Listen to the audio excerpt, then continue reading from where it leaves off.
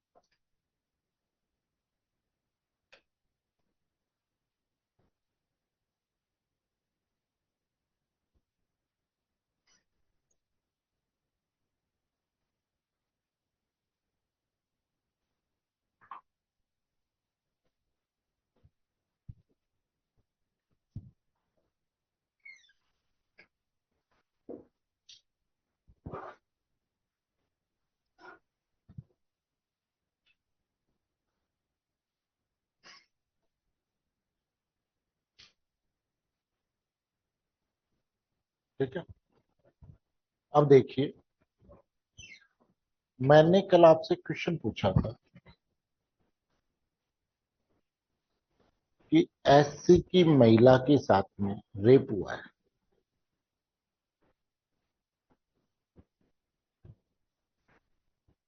SC ST act की कौन सी धारा लगी, या एससी के व्यक्ति का जनरल या ओबीसी के व्यक्ति ने मर्डर किया है, एससी एसटी एक्ट की कौन सी धारा लगी? 325।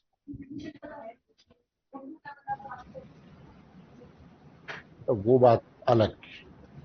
मेरी प्रॉब्लम में ये है, मैं क्या बोल रहा हूं कि जनरल का व्यक्ति है और एससी एसटी के व्यक्ति को मार रहा है, तो प्रॉब्लम में क्लियर है, इंटेंशन मत ढूंढ।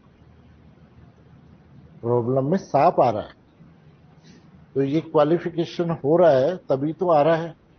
तो मैंने ये कहा कि जनरल का व्यक्ति है एक, और उसने एससी एसटी के महिला के साथ में रेप किया,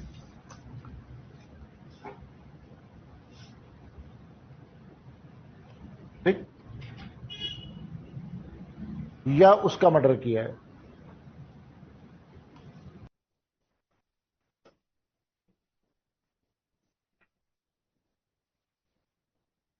एससी एसटी एक्ट की कौन सी धारा लगेगी?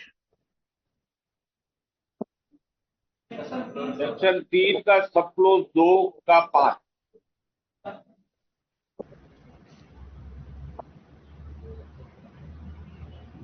मर्डर में क्या सजा है? मृत्युदंड या एलआई प्रत्युर्मा। मर्डर, मृत्युदंड अलग सजा है और आजीवन कारावास भी अलग सजा है। ये तो कारावास वाले आ रहे हैं, तो मर्डर करेगा उसको आजीवन कारावास देंगे?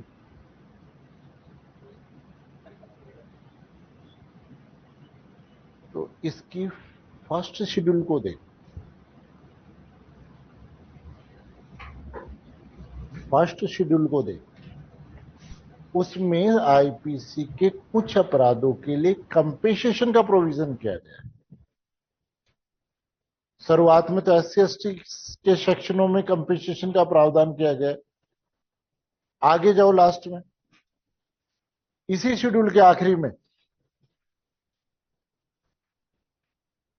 तो आईपीसी के अपराधों के लिए कंपेंसेशन का प्रोविजन किया गया है।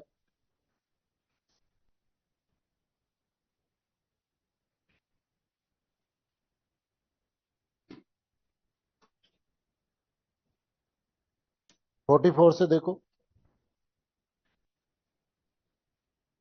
44 में रेप आ गया, 45 में मर्डर आ गया, 46 में हत्या, मृत्यु, सामूहिक बलात्संग, पीड़ितों को अतिरिक्त अनुतोष, है ना। अब इसका 5A पढ़ो।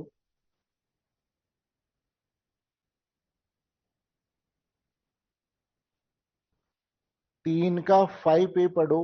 पहला वर्ड क्या रखा है? क्या लिखा हुआ है पहला वर्ड?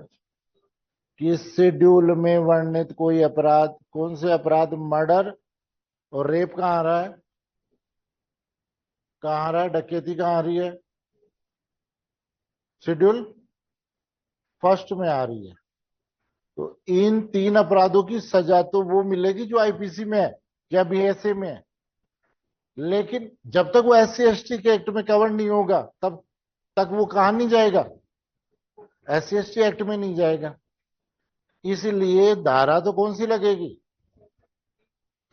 सेक्शन 3 सब क्लोज 2 का 5A, मर्डर और रेप में ये लगेगा। बैरेट के ऊपर लिख लो। समझ गए?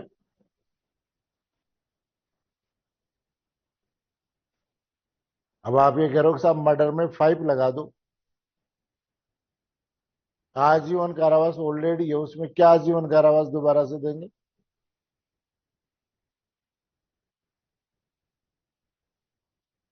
समझ गए? तो ये जो तीन अपराध हैं शेड्यूल में दिए हुए हैं, ये रखे ना शेड्यूल में, उन पे कौन सा चार्ज लगेगा? इसको बड़ा ध्यान रखना, एग्जामिनर प्रॉब्लम बना करके पूछता है। इसमें सजा तो मिलेगी किसकी? आईपीसी की। लेकिन ये बनाया क्यों गया है? इन अपराधों को एससी एसटी एक्ट में कवर करने के लिए।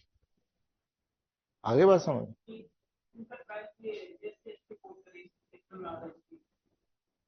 अब जैसे मैं आपको बताऊं, जे एक्ट है, आईपीसी आप पढ़ते हो, 363 बच्चे को उठा ले गए, बेलेबल ऑफेंस क्या है? जे एक्ट के 82 में 7 साल के अपराध नॉन बेलेबल है। कवर कहां हो रहा है? जे एक्ट में। सजा तो कहां से मिलेगी, लेकिन कवर कहां हो रहा है? इसलिए नॉन बेलेबल ऑफेंस हो गया, इसलिए पुलिस अरेस्ट करके कोर्ट में पेश करती। समझ गए? तो ये कहां आएंगे सारे के सारे? समझ गए?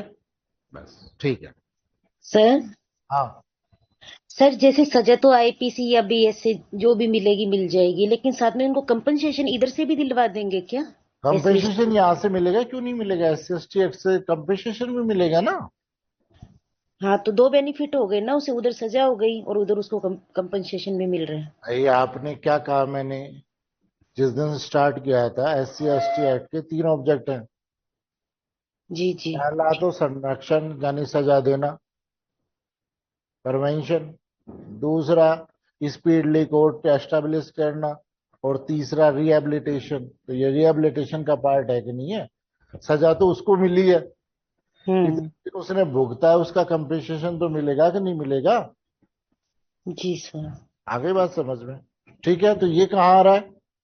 5A में। ये बड़ा काम का सेक्शन है ना? और ये यही नहीं, कई जगह प्रॉब्लम करता है, फिर वहां बैठे बैठे सोचते रहते हो।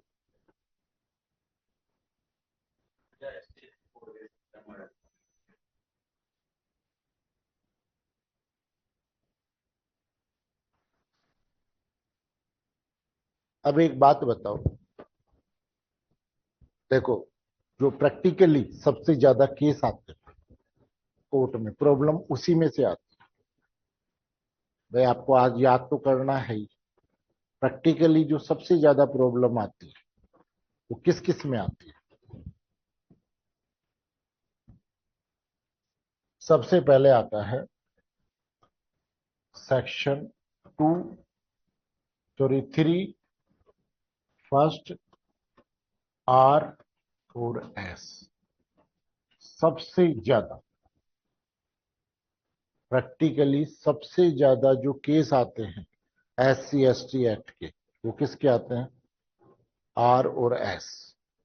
इन सेक्शनों को अंडरलाइन करके क्वेश्चन मार्क बना लो कि किसी को सार्वजनिक स्थान पर जाति सूचक शब्दों से अपमानित करना R में आ रहा है, और गाली गलौज करना S के अंतर्गत आ रहा है। दूसरा, महिला के साथ छेड़खानी, W फर्स्ट। W फर्स्ट, महिला के साथ में उपस्थिति के अंतर्गत उसका अनादर करने के इंटेंशन से शब्दों को करना या कोई भी एक्टिविटी करना, यानी शारीरिक एक्टिविटी करना। ऐसी की महिला को देख करके आंख मारी, जानते हुए क्या अपराध हुआ? सेकंड में आएगा। यानी हाथ से जो हो रहा है, टच हो रहा है, तो फर्स्ट में। और एक्टिविटी से जो भी ऑफेंस हो रहा है वो हो रहा है किस में? सेकंड के। ठीक। तीसरा, फिर आता है कि SC/ST का कोई व्यक्ति है, नहीं, उससे जबरदस्ती बेगा करवाना, मेला उठवाना, कौन सी धारा में आएगा? ये किस प्रैक्टिकली सबसे ज्यादा आ रहे हैं? H। सॉरी, मेला उठाना कहां पे? HI और J। सॉरी, HI और J।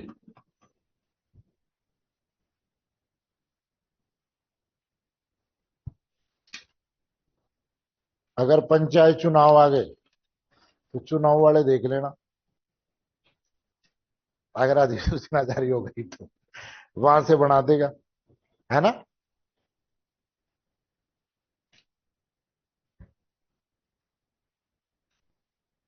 फिर आता है प्रॉब्लम कौन सी, कि अनुसूचित जाति जनजाति के व्यक्ति घोड़ी पे जा रहा है शादी करने के लिए, रास्ते में उसे उतार दिया, मोटरसाइकिल से जा रहा है, कई जगह ऐसा होता है चप्पल पहन करके जा रहा है, वहां उसे क्या कर दिया है?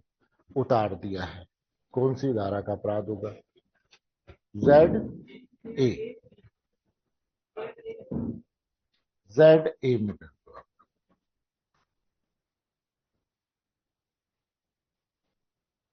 ZA में। उसके बाद में इकोनॉमिकल और सोशल बहिष्कार, हुक्का पानी बंद। अगर जनरल लैंग्वेज में वो लिखेगा तो क्या लिखेगा? हुक्का पानी बंद। जेड्स, इन सेक्शनों पर स्पेशली फोकस करना। प्रैक्टिकली इन्हीं पर ज्यादा केस आते हैं, प्रैक्टिकली इन्हीं पर ज्यादा केस आते हैं। उसके बाद में मर्डर और वो हो रहा है तो कहाँ आएगा? 253 है ना। फिर उसके बाद में देखिए 6,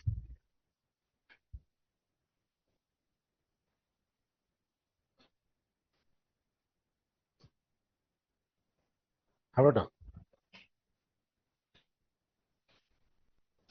अभी एक बात बताओ, जैसे एक्स व्यक्ति ने जो जनरल का है, वाई व्यक्ति के जो एससी का है उसका मर्डर कर दिया। क्या कर दिया? कौन सी धारा लगेगी? क्या? सेक्शन 103 फर्स्ट बीएनएस और section 3 first, sorry second 5A SC ST, ये लगेगा, ये लगेगा। और एक आदमी है जो जेड की तब सहायता करता है मर्डर के बाद एविडेंस डिस्ट्रॉय करने में।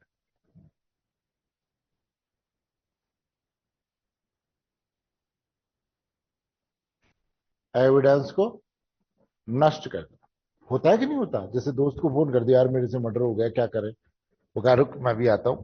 फिर उन्होंने लाश लूस को पैक किया, खून खान को साफ किया, चाकू चूकू को छिपाया, मदद की। मर्डर नहीं किया, क्या किया है? मदद की। आईपीसी में कौन सी धारा का अपराध हुआ? 201 का हो गया। इसमें कौन सी धारा का अपराध होगा? तो इसके ऊपर कौन सी लगेगी? 2,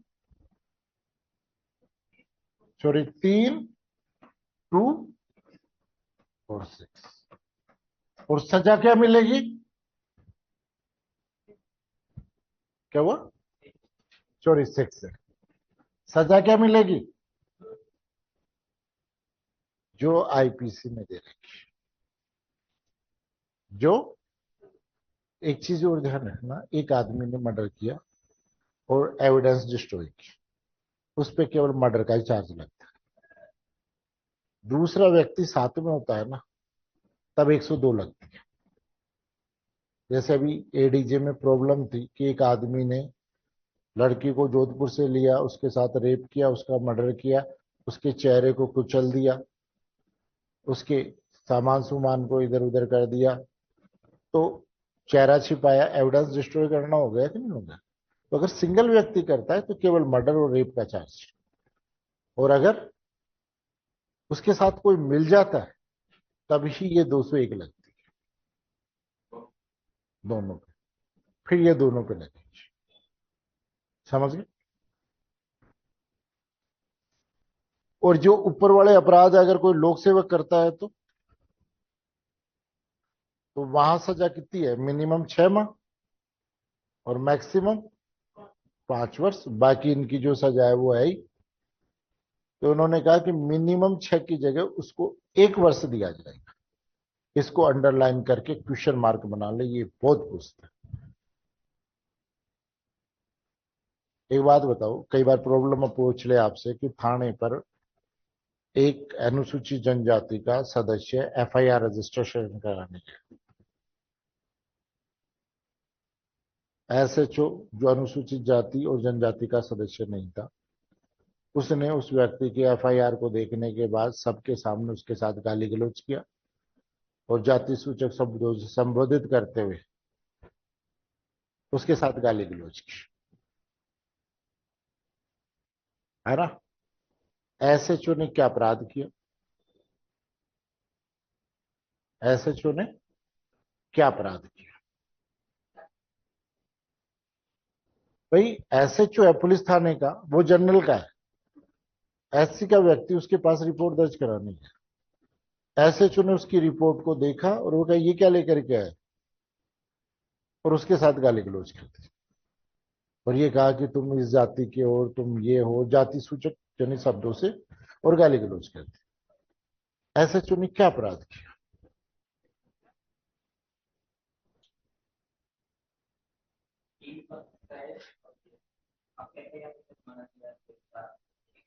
भाई प्राइमा फेसिक एफआईआर तो बाद का पार्ट है, लोक सेवक है, और अपराध किसने किया है? लोक सेवक ने किया है। तो लोक सेवक का जो अपराध है वो तो गया 3 फर्स्ट आर चोरी, अपमानित भी तो कर दिया भाई। जो थाना होता है वो लोक स्थान होता है, पब्लिक प्लेस है, समझ गए? और फिर ओब्लिक में 3, 2 और 7, ये इसकी लाइबिलिटी चेंज हो जाती है। औरों को अगर सजा मिलती इसमें तो मिनिमम 6 माह था, अगर इसने किया है तो 1 वर्ष। इस लास्ट वाले क्लोज को अंडरलाइन करके क्वेश्चन मार्क बना देना। इस लास्ट वाले क्लोज को अंडरलाइन करके क्वेश्चन मार्क बना लेना। एग्जामिनर यहीं से आपको क्या करता है, प्रॉब्लम बना करके क्वेश्चन पूछता है। ठीक है, सेक्शन 3 से। हाँ,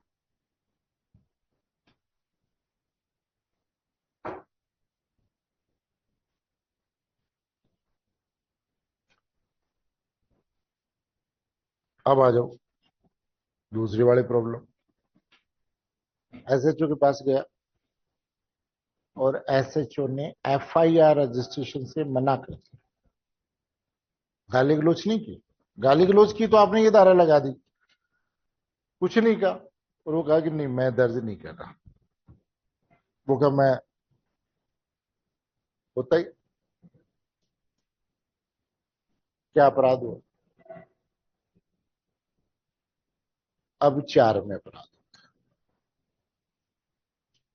अब अपराध कहां हो रहा है? एफआईआर रजिस्ट्रेशन नहीं करना कहां में आ गया? 4 में। और गाली गलौज वगैरह कर देता तो, समझ गए?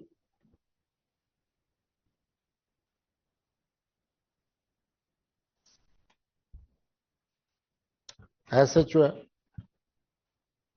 अब इसमें कुछ ड्यूटी बताई है सेकंड में, किसकी? लोक सेवक की। अगर ये ड्यूटी परफॉर्म नहीं करते तो सेक्शन 4 का अपराध होता है ना? पब्लिक सर्वेंट की कुछ ड्यूटी बताई हुई है, सजा वही है, कितनी?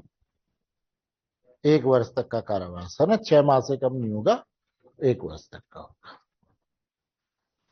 देखिए, वो ever being a public servant but not being a member of schedule caste और schedule tribes willfully neglect his duty required to be performed by him under this act and rule made thereunder shall be punished with the imprisonment for a term which shall not be, इसको underline करके question mark बना लेना, ये सजा पूछता है examiner, जो 6 month से कम नहीं होगी but with extend to 1 years, इसको अंडरलाइन करके क्वेश्चन मार्क बना लेना। अब इन्होंने ड्यूटी बताई है कि ड्यूटी क्या है, कि पुलिस थाने का प्रभारी है, सूचनाकर्ता के हस्ताक्षर लेने से पहले मौखिक रूप में दी गई सूचना सूचनाकर्ता को पढ़कर सुनाएगा और लेखबद्ध करेगा। एफआईआर की ड्यूटी है कि अगर वो आएगा तो एफआईआर को क्या करेगा, रजिस्ट्रेशन करेगा और उसको सुनाएगा और साइन करवाएगा। ये किसकी ड्यूटी है? पुलिस थाने की। इस अधिनियम से सुसंगत शिकायत प्रथम सूचना रिपोर्ट को रजिस्टर्ड करना और अधिनियम में उपयुक्त धाराओं के अधीन रजिस्टर्ड करना। इस प्रकार अभिलिखित की सूचना की एक प्रतिलिपि क्या करना, निःशुल्क देना है ड्यूटी। कॉपी देते हैं कि नहीं? पीड़ित या साक्ष्य के कथनों का भी लिखित करना, अन्वेषण करना और विशेष न्यायालय निर्णय, विशेष न्यायालय कितने दिन के? अंडरलाइन करके क्वेश्चन मार्क बना लो कि 60 दिन में चार्जशीट पेश करेगा, और नहीं कर रहा है तो उसके रिटर्न में कारण देगा। दस्तावेज में इलेक्ट्रॉनिक अभिलेख को सही रूप से तैयार करना, विरचित करना और अनुवाद करना। इस अधिनियम के अधीन बनाए गए नियमों में विनिर्दिष्ट किसी अन्य कर्तव्य का पालन करना। परंतु लोक सेवक के विरुद्ध इस संबंध में आरोप प्रशासनिक जांच की सिफारिश पर ही क्या किए जाएंगे, अभिलिखित किए जाएंगे। देखो, नई जो बीएनएस बनी है, कौन सी बीएनएसएस, उसमें कोग्निजेंस का प्रोविजन किया गया है। किसका किया गया है, कोग्निजेंस। और कोग्निजेंस में क्या है कि पब्लिक सर्वेंट के खिलाफ कोर्ट कोग्निजेंस लेने से पहले उसके डिपार्टमेंट के सुपेरियर को वो को क्या परिवाद की कॉपी भिजवाता है, और उससे उस परिवाद पर जांच करवा करके रिपोर्ट मंगवाता है, और उस रिपोर्ट के बाद ही कोर्ट कोग्निजेंस लेता है। ये मैंडेटरी शर्त करती है। आगे बात समझ कि कोर्ट लोक सेवक के विरुद्ध डायरेक्ट कोग्निजेंस नहीं लेता। क्या करेगा, पहले उसको डिपार्टमेंट भिजवाएगा। ठीक, डिपार्टमेंट क्या करेगा, जो उसका हेड है वो उसकी जांच करेगा, और जांच करने के बाद में वो अपनी रिपोर्ट कोर्ट को पेश करेगा। उसके बाद ही कोर्ट उसके खिलाफ क्या ले सकता है, कोग्निजेंस ले सकता है। वही बात यहां पर लास्ट में कह रहा है, प्रोविजो में, इसको अंडरलाइन करके क्वेश्चन मार्क बना लो कि provided that charge is the regard against the public servant shall be booked on the recommendation of any administrative inquiry, है ना। प्रशासनिक जांच के पश्चात ही क्या करेगा, कोई आरोप लगाएगा।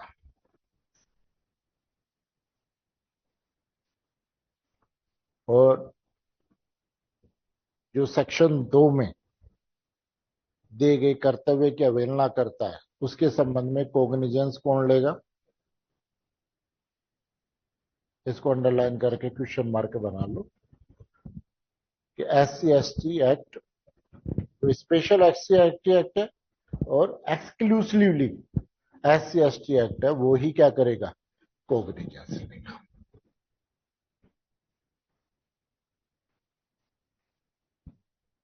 समझ गए, सेक्शन 4 समझ में आ गया। 4 से क्या क्वेश्चन बनते हैं भाई, आप पढ़ने के साथ क्वेश्चन आइडेंटिफाई करके पढ़ना पड़ेगा। समझ गए, आपको क्या करना है, पढ़ने के साथ में इतना ही टाइम है, दिमाग में एक बार क्वेश्चन आइडेंटिफाई करके आपने उत्तर कर लिया ना। देखो, दिमाग की एक फोटोग्राफिकल मेमोरी होती है, समझते हो। जैसे आपने किसी को एक बार देखा, बाद में अगर साल 2 साल बाद में दिखेगा तो आपको कैसे लगेगा, कि यार इसको कहीं ना कहीं तो देखा है। यानी आपके दिमाग में जो उसकी फोटो खिंच गई थी, वो आज आपके दिमाग को प्रेशर कर रही है कि यार इसको कहीं ना कहीं तो देखा था। लेकिन वो फोटो परमानेंट क्यों नहीं हुई, क्यों नहीं हुई, क्योंकि एक बार ही देखा था, लड़का सा देखा था,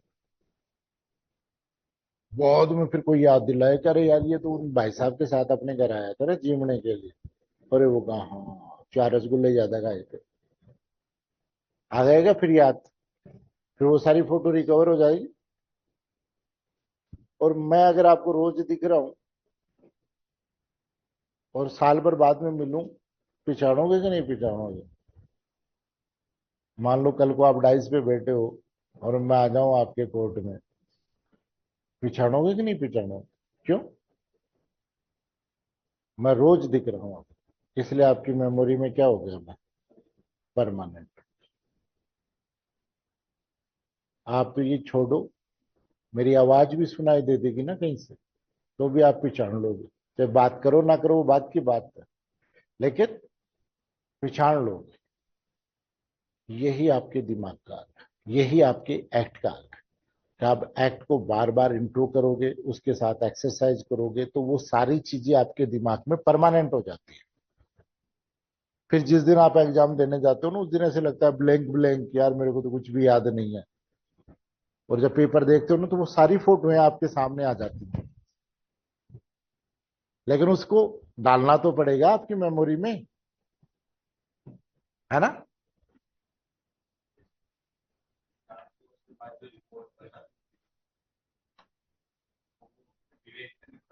ये कंसिडर करेगा कोर्ट, वो तो कोर्ट का डिस्क्रिशनरी पावर है, कॉग्निजेंस चार्ज लगाना तो, लेकिन रिपोर्ट की फॉर्मेलिटी पूरी होना जरूरी, समझ गए। जैसे सुप्रीम कोर्ट ने एक केस था, Priyanka Srivastava and others versus state of Uttar Pradesh and others. उस केस में ये कहा कि 156 3 सीआरपीसी में अगर कोई मुकदमा आप भेज रहे हो कहां पर, एफआईआर के लिए थाने पे, उससे पहले 154 3 सीआरपीसी की कंप्लाइंस होना मैंडेटरी है। यानी पहले एसपी को तो बताओ, फिर आप 156 3 में आ जाओ। अब तो डायरेक्ट में कर दिया ये बात, जो नया बीएनएसएस आया ना, उसके प्रोविजो 4 में कर दिया ये बात, है ना। लेकिन पहले तो ये मैंडेटरी था। अब आज भी यही होता है कि भेजता तो कोर्ट ही है, एसपी रेयर मामलों में ध्यान देता है, लेकिन वो एक फॉर्मेलिटी हो गई कि पहले वहां भेजने के बाद ही आप कोर्ट आ सकते। वैसे इन मामलों में भी हो गया कि पहले प्रशासनिक जांच हो जाती है तो निष्पक्ष रिपोर्ट आ जाती है, दोनों पक्षों की सुन लेता है एक तरीके से, कि भाई डिपार्टमेंट की भी सुन ली और कंप्लेनेंट की भी सुन ली, अपने भी विकसित, समझ गए। 4 क्लियर है। सर एक सेक्शन 4 में मैं जैसे अगर कोई लोकतंत्र का लोक सेवक जो अनुसूचित जाति जनजाति का सदस्य नहीं है, हाँ, अगर वो है एससी एसटी का है, तो भी वही लाइबिलिटी होगी फिर उसकी। वो उसकी लाइबिलिटी आईपीसी में और उसमें आएगी, बीएनएस में, बीएसए में।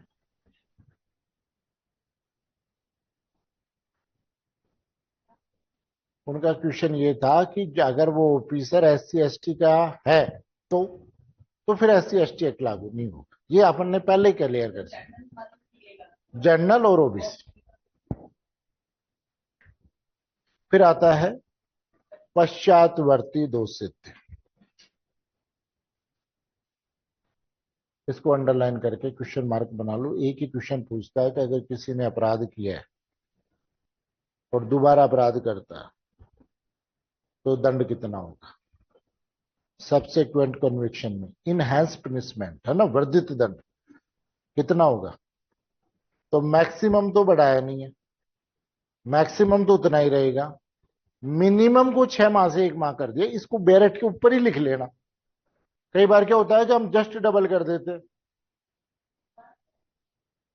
इनहैंस यानी एक बार किसी ने एससी एसटी एक्ट में अपराध कर दिया और फिर उसी व्यक्ति ने दोबारा अपराध कर दिया तो उसे वर्धित दंड यानी इनहैंस पनिशमेंट किया जाता है।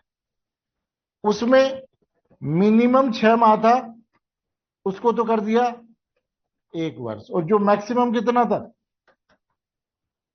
मैक्सिमम कितना था 5 साल था, उसको 5 साल ही रखा। मैक्सिमम को नहीं बढ़ाया है और मिनिमम को क्या कर दिया है, जस्ट डबल कर।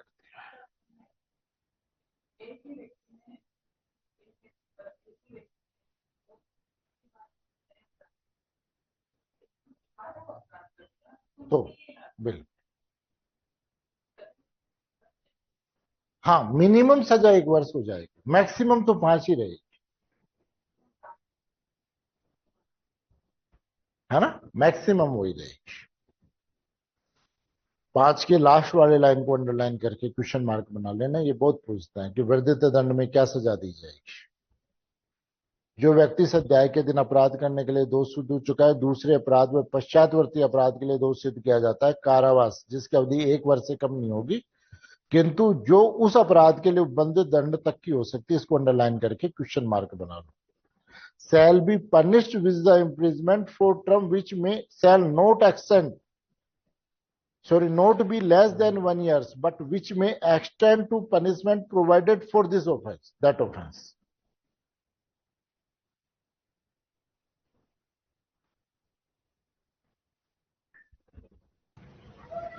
मैंने, सर हाँ, इसको उपबंधित दंड से लिखेंगे या 5 वर्ष लिखेंगे सर मैक्सिमम?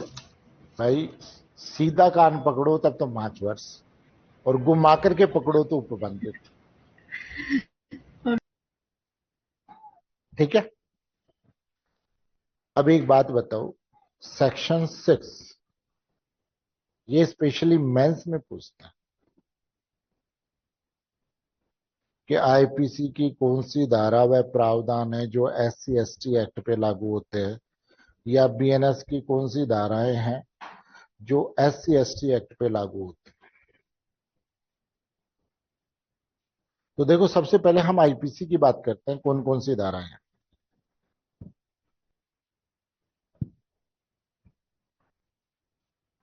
पहला, चैप्टर 4 जनरल एक्सेप्शन। चैप्टर 4 में क्या दे रखा है? General exception. यहाँ पे भी लागू होंगे कि नहीं? 7 साल का ऐसे कम आयु का बच्चा अगर अपराध करता है, एससी एसटी एक्ट में सजा दे देंगे क्या? तो जनरल एक्सेप्शन आईपीसी वाले प्रोविजन यहाँ पे भी लागू होंगे। 5 में क्या है? दुष्प्रेरण दिया हुआ है कि नहीं दे रखा? अबैटमेंट दे रखा है। ठीक है। फिर उसके बाद में, सॉरी, पहला इसमें दे रखा है सेक्शन 34 3 4 5 3 दे रखा है दंडों के बारे में, दे रखा है ना, दंडों के विषय में कि भाई कैपिटल मृत्यु दंड दिया गया है तो आजीवन कारावास दिया गया है तो जुर्माने के बारे में दे रखे ना प्रोविजन। और सेक्शन 34 में कॉमन इंटेंशन, ज्वाइंट लाइबिलिटी है। अध्याय 3 हो गया, 4 हो गया, 5 हो गया, और 5 पे आपराधिक षड्यंत्र। ये तो क्या हो गया? दुष्प्रेरण हो गया, अबैटमेंट हो गया, और ये क्या हो गया? क्रिमिनल कॉन्फ्रेंसी हो गई, है ना। फिर उसके बाद में 1(4)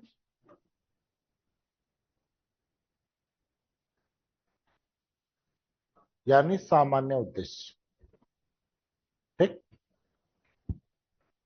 और उसके बाद में अध्याय 23, क्या है 23 में? अटेम्प्ट है अटेम्प्ट। कि अगर अपराध का अटेम्प्ट करेगा हो तो जूता फेर चालू चप्पली बेटा स्पीकर बंद की, वो कर बंद कीजिए आपका। बड़ा खोलो मासन रली चप्पल बिटू तू बर्तन रख दीजो और रोटी खा लीजिए खाए ले चुन्नी दे ले आएगा बेल्ट तेरे पापा ऊपर ले चुन्नी तो दे मने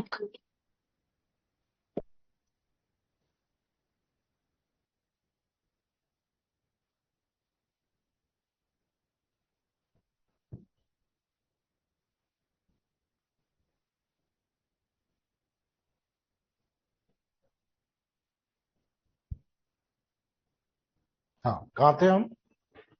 23, है ना। ये किसके लिए आ गया? यानी ये जो धाराएं और चैप्टर है जो आईपीसी के हैं वो एससी एसटी एक्ट पे भी क्या होंगे?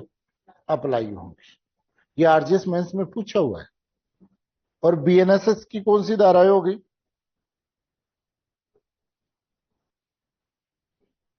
है भाई, ये तो हो गया सेक्शन 3 का सब क्लोज 5 हो गया। चैप्टर 3 क्या हो गया? 2 हो गया, दंड के विषय वाला। ये क्या हो गया?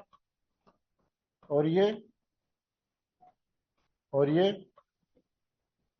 है, ये दोनों ही 4 में है ना। 149 कितनी हो गई? कितनी हो गई? 190। 190। और अटेम्प्ट 511। कौन से अध्याय में आता है? क्या बेटा?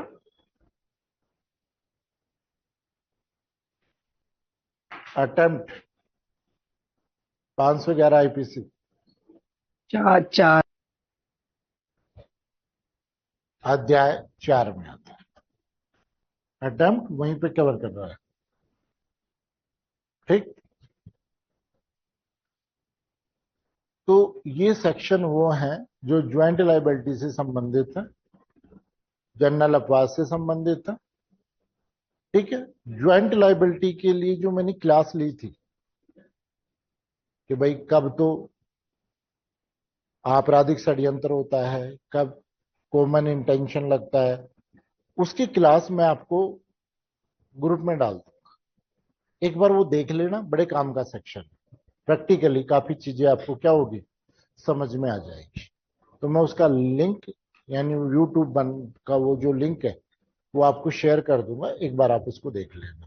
तो ये समझ में आ जाएगा कि ये सेक्शन यहां पर क्यों अप्लाई हुआ। सर नया वाला याद रखना है नहीं, सेक्शंस जो हैं। बेटा नए और पुराने दोनों याद रखना है, हमें कंपेयर में याद रखना है। Okay sir.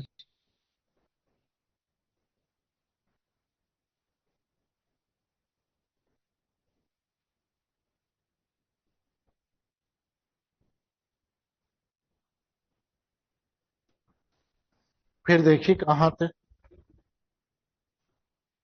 सब क्लोज 7। यूपी में क्या चल रहा है? जेसी क्यों भाई, कोई भी व्यक्ति अपराध करता है तो तब तक स्ट्रोंग रहता है जब तक उसकी जेब में पैसा है। गरीब बना दो, अपराध करना छोड़ देगा। आज सबसे ज्यादा एक्सीडेंट थार से हो रहे हैं, अल्टो से होते हुए देखे क्या? बताओ क्यों हो रहे हैं? कि थार वाला अपने आप को इतना कॉन्फिडेंट समझता है कि भाई कहीं टकराएगी तो मेरे कुछ नुकसान नहीं होगा। होगा देखा जाएगा। अल्टो वाला वो सोचता है यार खरोच आ गई तो 5,000 रुपये और देने पड़ेंगे, ये जरा बजट और बिगड़ जाएगा मेरा। क्यों हो रहा है? आ रही बात समझ? जितने भी ऑफेंस हो रहे हैं वो बड़ी गाड़ियों से हो रहे हैं ज्यादातर, छोटी से कोई हो रहा है क्या? बताओ। है क्या भाई? वो इस स्थिति में नहीं है, उसको पता है, इसीलिए गरीब करना जरूरी है। नई जो बीएनएस बनाई है ना, बीएनएसएस, बेटा दोनों, बेटा दोनों में आएंगे। क्या प्रोविजन किया है कि कोई व्यक्ति ने अपराध किया है तो अपराध करने के बाद उसकी प्रॉपर्टी को आइडेंटिफिकेशन करवाओ और उसको अटैच करो। आगे बात समझ? तो पीछे से बैक खत्म होगा तो ये अपराध में आदमी सुधरेगा। ये बात पहले से यहां सेक्शन 7 में डाल रखी कि अगर अपराध हुआ है तो प्रॉपर्टी को क्या किया जाएगा, अटैच किया जाएगा। ठीक है, अटैचमेंट का प्रोविजन सेक्शन 7 में किया गया। जैसे आप सीपीसी सीआरपीसी पढ़ते हो, अरेस्ट के बुलवाया, प्रोक्लेमेशन जारी कर दी, स्टैंडिंग वारंट इशू कर दिया, भाई साहब आए नहीं रहे, वो अब जो प्रॉपर्टी है उसको पकड़ो, देखो भाई साहब भाग करके आएंगे 2 साल में। नहीं, जहां कोई व्यक्ति इस अध्याय के अधीन दंडनीय अपराध के लिए दोषित किया गया और विशेष न्यायालय दंड देने के अतिरिक्त लिखित, ये ध्यान रखना आफ्टर दोषित दिए, सेक्शन 7 कब अप्लाई होगा? After conviction. बीएनएस में तो ड्यूरिंग इन्वेस्टिगेशन हो गया, यहां पर कब है? After conviction. इसको अंडरलाइन करके क्वेश्चन मार्क बना लो। उसकी सेक्शन 7 का ऑर्डर कोर्ट कब देगा? आफ्टर कन्विक्शन देगा। अतिरिक्त लिखित रूप से आदेश देते हुए घोषित करेगा कि व्यक्ति की कोई संपत्ति, स्थावर, जम्पर या दोनों जो अपराध करने में प्रयोग किया गया है, सरकार को क्या कर दी जाए? संप्रत कर दी जाए। Where a person has been convicted of any offence punishable under this chapter, the special court में in addition to awarding any punishment by order in writing, declare that any property, movable or immovable or both, belonging to the person which has been used for the commission of that offense shall stand forfeited to government। कब होगा? लेकिन जो word दिया हुआ है after conviction, इसको underline करके question mark बना लो। और ऑर्डर कौन देगा? इस दोनों को अंडरलाइन करके क्वेश्चन मार्क बना लो।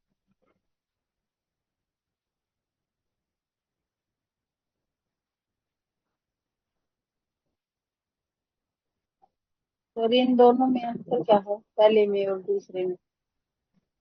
और ड्यूरिंग ट्रायल कोर्ट उस संपत्ति को अटैच करवा सकता है। ड्यूरिंग ट्रायल कोर्ट उस संपत्ति को क्या करा सकता है?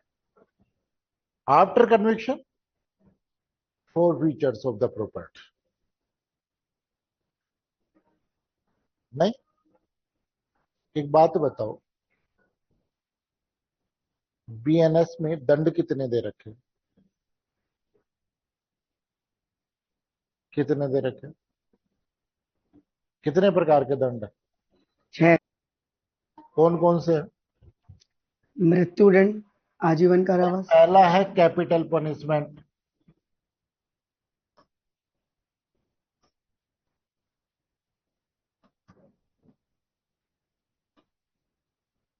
क्लियर?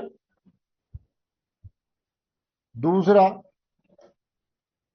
लाइफ इम्प्रिजमेंट, ठीक है। तीसरा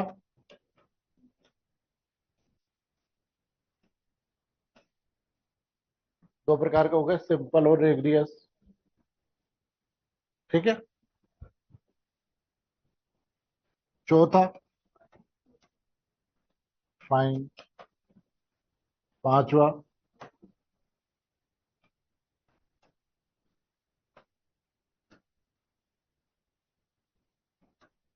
और छठा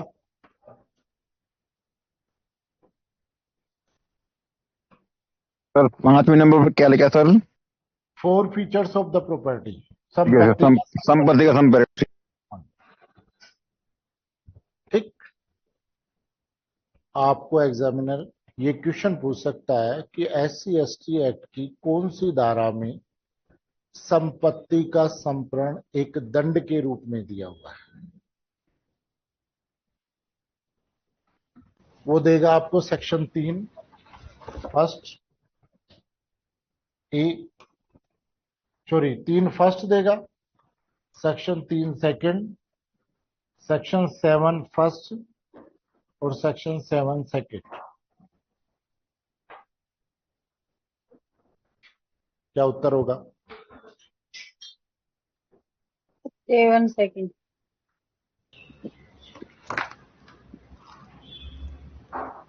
सेक्शन फर्स्ट। इसको अपने बैरेट के ऊपर लिख लो कि अनुसूचित जाति जनजाति में संपत्ति के संप्रण का दंड सेक्शन 7 फर्स्ट में दिया हुआ है। संपत्ति के संप्रण का दंड का प्रावधान सेक्शन 7 में किया गया है।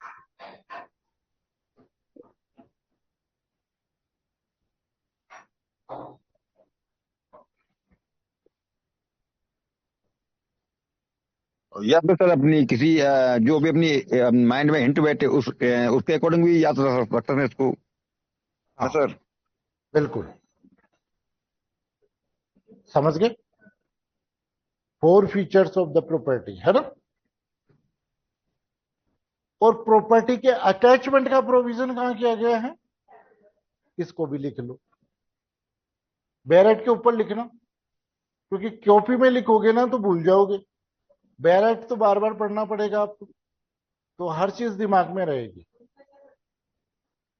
कि संपत्ति के अटैचमेंट का प्रोविजन, कुर्की का प्रावधान सेक्शन 7(2) में दिया हुआ है।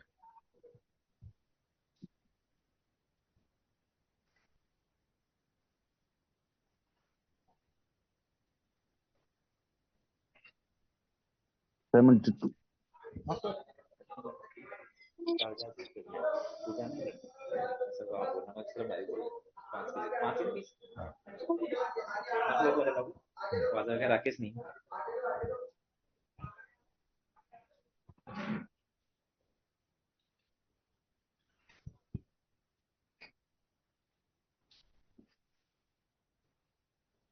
ठीक है, देखिए इसके सेकंड को, वेयर एनी पर्सन, ये कब होता है? During trial. और वो कब? भाई सजा तो कब होगी? आफ्टर कन्विक्शन ही होगा। हाँ सर, वो डैम है ना?